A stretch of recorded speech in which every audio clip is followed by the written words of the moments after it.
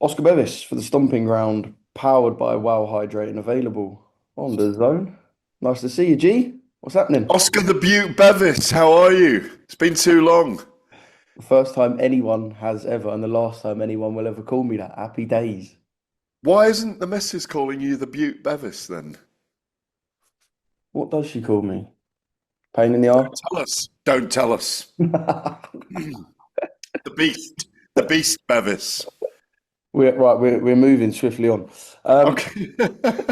I know you had a nice little break after Usyk Dubois. Does boxing still consume your brain throughout any holiday or time away? Totally. I still did my TalkSport show with Eddie Oladipo. Still recorded with William Hill. I'm still reading the news aggregators. You've got to stay on top of it because it's such a fast-moving sport. So many things do go on that you need to stay on top of it. But I just think we're not. Um, it's a sport that consumes you. It's a subject that consumes you. So you're never fully away from it. And also, I visited a fight factory. I should show you some gloves of me. Just one sec. I had the privilege of having these gloves made for me By the legend himself, Sammy. What a guy. by Sammy. Yeah. So I visited the factory in Thailand, and we're having some business meetings anyway. It's one of the reasons why I was going, and you know, I turned up at the factory. And it was like, you know, the movie being John Malkovich. Have you ever seen it? Yeah, Where yeah. he's appearing in the movie all the time, seeing himself. And I was there with two other guys who were doing business with him. He's making uniforms for their school. And Sammy's extraordinary, as you know him. He's an extraordinary character. He's doing Oleksandr Usyk's walk-in stuff. He's doing the WBC convention stuff in December. He's doing the stuff for the Grand Prix. He does Tyson Fury. He does Gold Star. You can see Gold Star on that. And Youth, which means war in Thai, is his logo for his clothes as well. And on one piece of leather. I walked into the factory, wanted to give me a tour with these two guys who were out there as well, I got to know very well, who were from near us as well. So there's a piece of leather. He said, "Oh look what's going on there," and it was my face on a piece of leather. And then we went round the corner, and the guy was stuffing gloves, and it was the glove with me. So he presented me with this glove and another glove, which got a different image on, and I was really quite taken aback, but I'm kind of introducing him to different people in the boxing world to try and join up some dots from him in the bare knuckle world. Extraordinary, so interesting. So no, I spent 2 days around him as well as a guest with these other guys talking boxing the whole time. So you never really get away from it, and you know the I watched all the fallout from Daniel Dubois and Oleksandr Usyk, and obviously did several interviews myself while I was away on it. So, no, you never get away from it, but you get away from the daily grind. You know what it's like when you're doing a fight week around Wembley Stadium and it's really big. There's exhaustion levels at the end of it, and I'm not complaining here, but they're just very long days, and you're consumed by the whole industry, if you like. But it's what we love, isn't it? It's why we do it.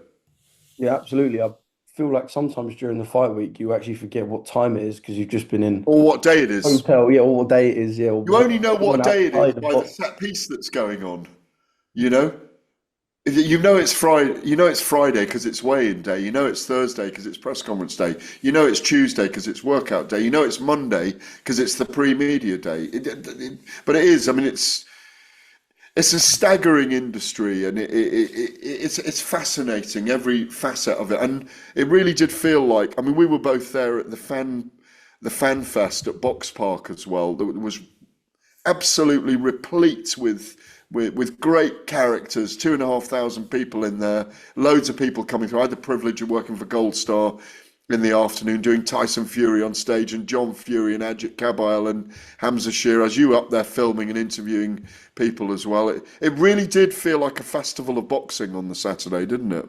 And we got that majestic performance by Usyk, which really averting the dangers of Daniel Dubois and demoralising and you know taking him apart in many ways. It was just an extraordinary thing to witness.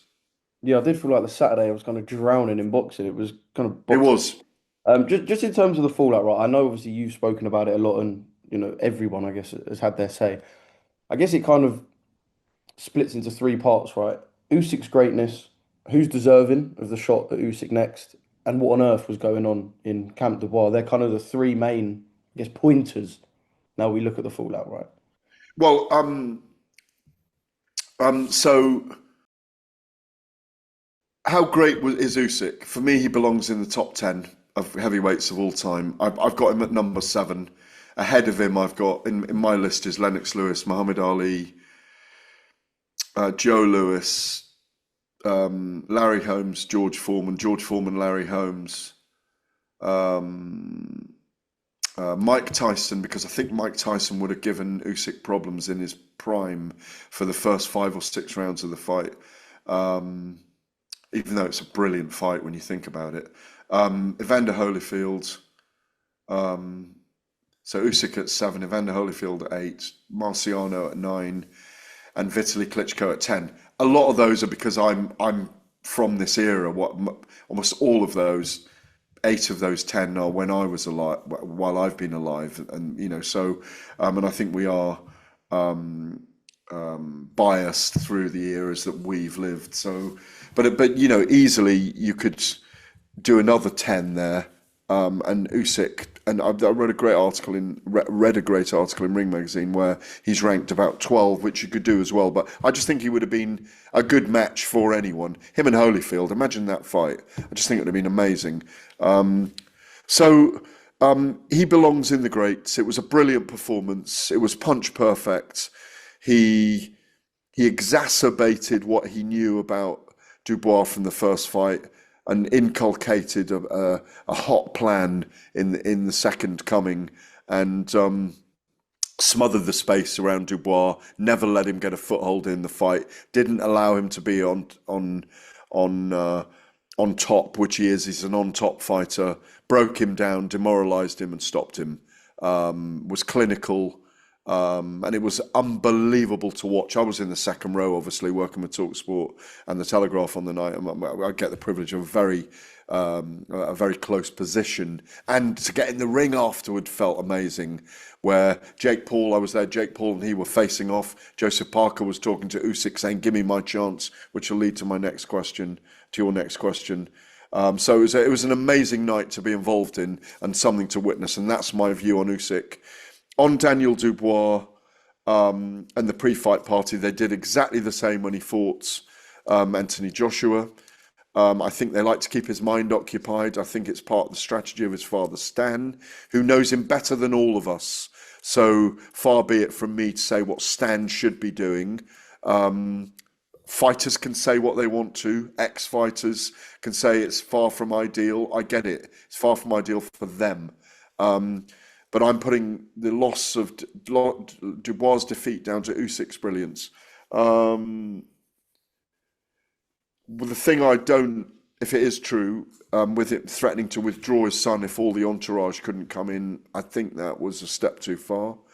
And who next for Usyk? I don't think it'll be Joseph Parker. Is that fair? I don't. Is that fair? If it's not No, Joseph, no, it's not fair. Joseph Parker deserves a shot at Oleksandr Usyk, but again, the division's being manipulated by the big players at the moment. Moses Itauma is being moved into position to fight Joseph Parker, in my view, if he beats Dillian White a week Saturday.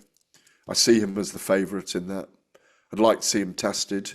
If he isn't tested, he probably does move on and fight Parker. Parker and Itauma was a great fight, and after that, Itauma faces Usyk, in my view. In the meantime, so that's obviously middle 5 or 6 months into next year, because maybe Itauma faces Parker late this year. Obviously, I'm playing fancy heavyweight division here. I don't know this is happening, but it's probable, it's possible, and quite logical. Usyk needs a fight in the meantime. Is it Tyson Fury? because that's as big a fight as any out there. And it doesn't seem to be the case that Fury and Joshua are in talks. It doesn't look like it. It doesn't feel like it. And there's even the suggestion that Joshua could get in the ring with Jake Paul, which is beyond the bounds of credibility, frankly. So that's where I see it for Usyk, but it's which fight he has between now and what makes him the right amount of money, what is the right kind of opponent. Parker, Kabayel, Itauma, Fury, all of those are viable opponents in my view. He's not going to take a soft fight, I don't think. Could Fabio Wardley get a wild card against him? Maybe. That's still an interesting fight. But I think in terms of skill levels, I think Fabio's going to have a very, very difficult night. I'm just throwing that one out there. Derek Chisora will say it should be him because he gave Usyk one of his hardest fights at heavyweight. I know. We watched Dubois and Joshua, and we spoke. We watched Dubois and Usyk, and we spoke all week, all of us behind the scenes, about we'll have resolutions at the end of that fight, and the division will start to sit into place. We're now waiting for Itauma and White to see if that happens. So difficult to know at the moment, Oscar. Yeah, it will be interesting after a time White to see kind of the way things move. Just one more question on kind of Usyk's greatness. Something that Duke McKenzie said, it was on TalkSport, I know you would have seen it, right? The claim that he would have struggled against gatekeepers of past generations. Well, he said people like Ray Mercer. Remember? Yeah. No, why would he have struggled against gatekeepers? What Duke's saying? Duke's comparing the eras, and and he's right to in some ways. When you look at, he said he'd have struggled with Ray Mercer, and I get why, because we're talking about styles here more than anything. And in my top 10 there, Usyk's the only southpaw, by the way. Most of the great heavyweights were right-handers, were not lefties, and I think Duke's argument is that Usyk sits in the top 20, but not the top 10. I think that article, I think it was by Patrick O'Connor, the one I mentioned in the ring, I think he puts him at 12. But the point is, if you're including him in the top 20, or you're including him in the top 12, he's in the discussion. That's the point. He's in the discussion. And what people are saying is 2 wins against Dubois, Chisora win, 2 wins against Fury, and 2 wins against Joshua don't make him an all-time great. No, they don't. But when you see what he's capable of doing and what he does second time against someone, you just know at 6'3", 222 pounds, and he's a southpaw, footwork, feints, skills with the left hand. Joe Frazier might have given him a hard time with his treble hooks. But then again, he might not have. George Foreman might have been a little bit too big for him. Lennox Lewis might have been a little bit too big for him. Ali might have been a bit too fast for him. But they'd still have been great fights. So he's also a big guy. You've been around Usyk. I know he's a cruiserweight and a middleweight as an amateur. I mean, it's incredible that he fought Sean Porter at middleweight in the amateurs when you think about it now, isn't it? And Sean's 5'6". But life is a very weird thing, and obviously he's grown a lot. But when you're around Usyk now, he's a big guy, big man, and he's got a resonance about him and a presence and an aura after what he's achieved. Can we also shout out Mr. Lappin, who gave me this? I'm very feel. Who made the t-shirt? Oh, it might have been. Was it Sammy's factory? I'm not sure. It might have been through RTF. Okay. But Mr. Lappin giving me the I'm very feel. But he might make their gear. What's in the label? Label. I know it says ready to fight. rtfight.com. I wonder if Sammy makes that gear. I know he made the walkout gear for him, so interesting.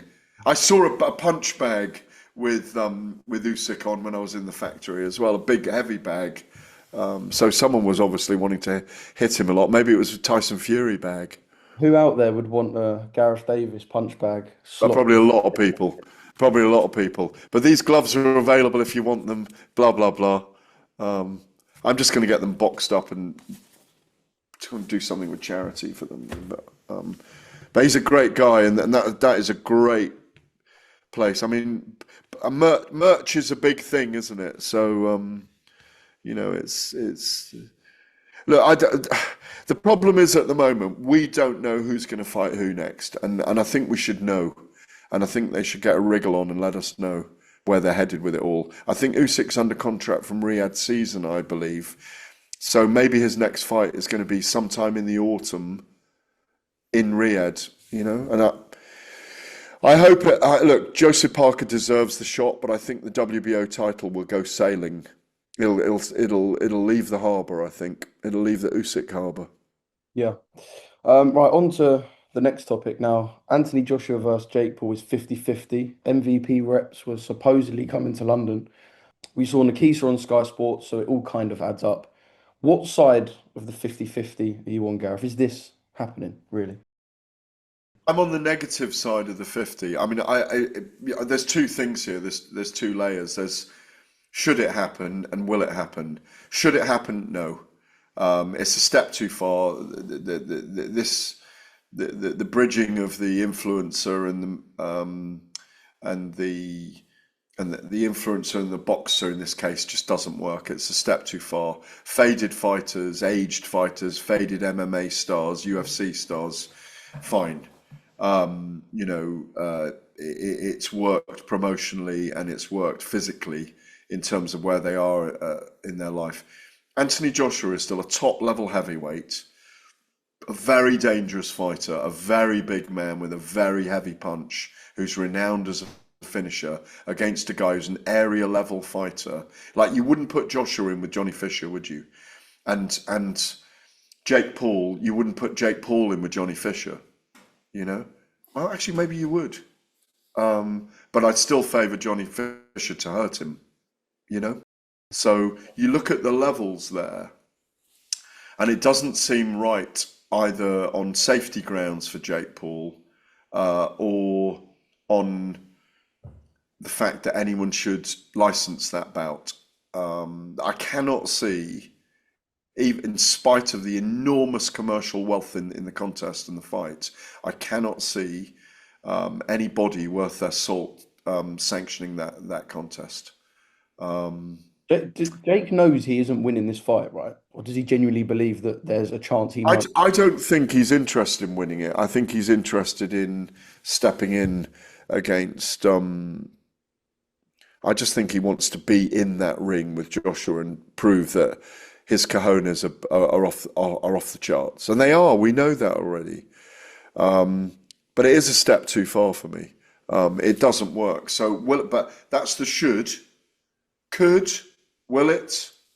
There's a very strong chance it will, and there's a very strong chance it is a huge financial and commercial success, because we'll all be watching, not being able to believe when Jake Paul's walking to the ring, maybe second against Anthony Joshua, that Anthony Joshua's standing there on the ropes, going, waiting to knock him out. And we'll all be saying, well, Jake, we can't wait to see you get knocked out. And unfortunately, and I say that in jest, because I think there are dangers for him in this fight. You know, you think about, I've had this conversation with a few people. Imagine if it was Francis Ngannou against Jake Paul. Look what Anthony Joshua did to Francis Ngannou. You wouldn't put Francis Ngannou in a ring with Jake Paul, in boxing or MMA. So this is the moment where we have to be careful about allowing this to happen. One thing that I was thinking about, right, and forget what happens in the ring for a second, because I think we all know 99.9% of us know what would happen. How would Anthony Joshua approach such, like said, press conference? Because Jake would try and be a wind up. Surely AJ's not going to sit there and try and go verbal blow for blow with Jake Paul. But would it just be AJ sitting there like, you know what, Jake, fuck this, I'm gonna knock you out, or could you see him getting up there and giving a little bit? I can't imagine No, how it plays out. I don't think Anthony Joshua is the kind of boxer who's going to finesse and keep. They can't do a contract where presumably they can't do a contract where they change the rules to the fact that Anthony Joshua signs a contract to say, I will hold you up for 4 or 5 rounds and then I'm going to go for it. I mean, it looked like that against Julio Cesar Chavez because, I mean, I'm sure they didn't do that, but he barely threw a punch for 8 rounds. He hasn't fought recently. He didn't show any desire against Jake Paul. It felt like he was turning up for his 700,000 US dollars. And then in the last 2 rounds, he went for it. And he gave Jake problems, if you recall the fight. I watched it. It was turgid. And because Julio Cesar Chavez wasn't fighting, Jake Paul found it hard to take him apart. Because as we know, when someone's being defensive and moving around, it's hard to look at Canelo against William Skull. It wasn't a great looking fight. It was Jerry and Jerry, was it? Or Tom and Tom, I'm not sure. Jerry and Jerry. Was it a Jerry and Jerry? I can't remember for the life of me which one is the runaway, but it was either Tom I and think Tom. is Jerry the mouse? Let me just check. Tom's the cat, obviously, I think. But the point being, what Joshua's just going to do that for 15 minutes and then, let those go. I don't see it. I see him going in there and keeping Jake Paul at bay, and I don't see it lasting around, frankly. Go back and look at the highlights of Anthony Joshua against Oleksandr Usyk in the second fight. He really put some pressure on Usyk for 9 rounds. Really did. Really went for it. Really. It was lovely to see again, actually. But really, I want to see Joshua fight Tyson Fury.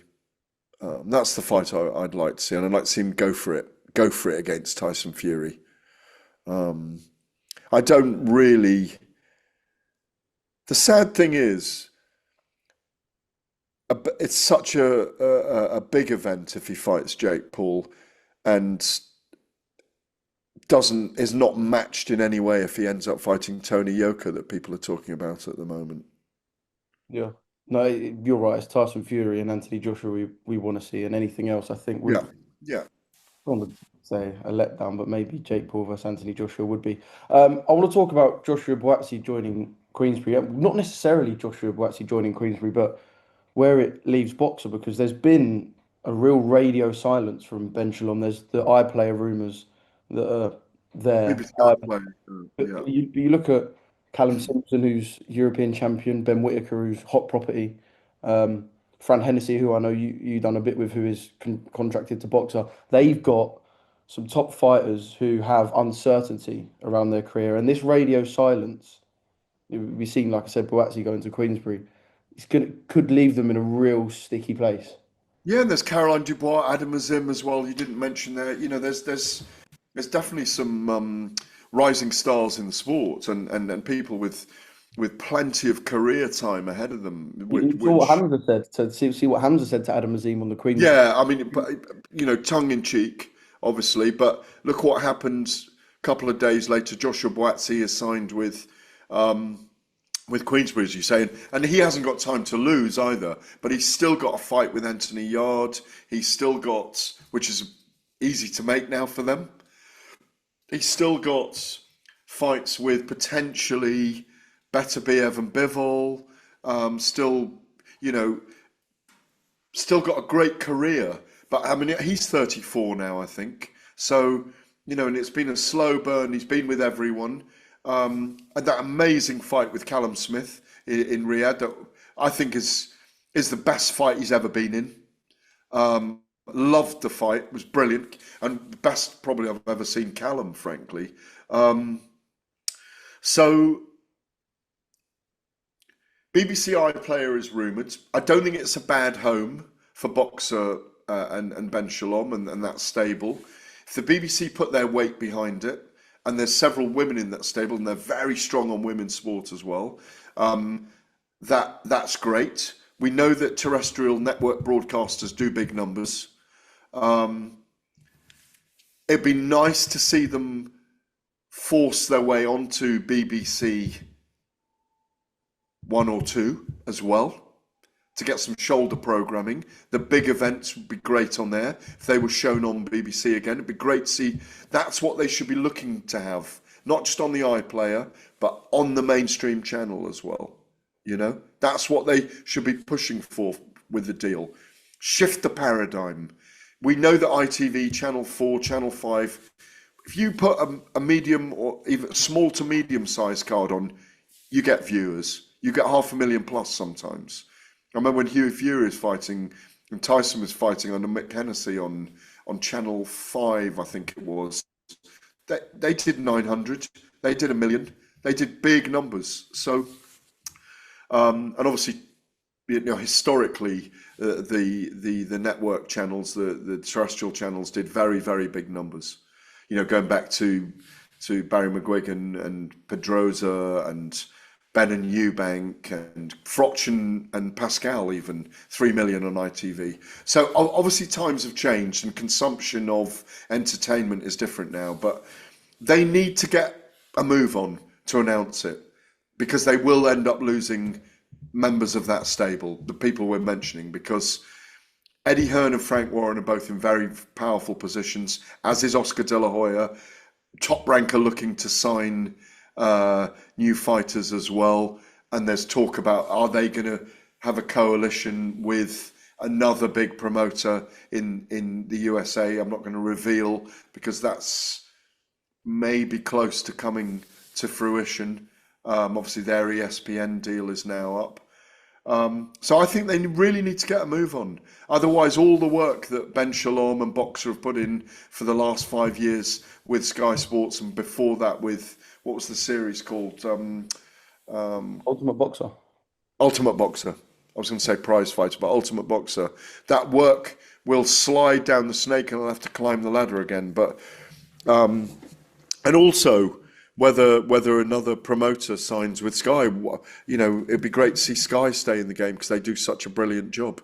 You know, it's a great broadcast team, and they know what they're doing. And I say broadcast team from not just the ones visible at front of house, but the entire crew and team and Rhythm and Ed Robinson and all that team behind the scenes. So it'd be a shame to see them lost.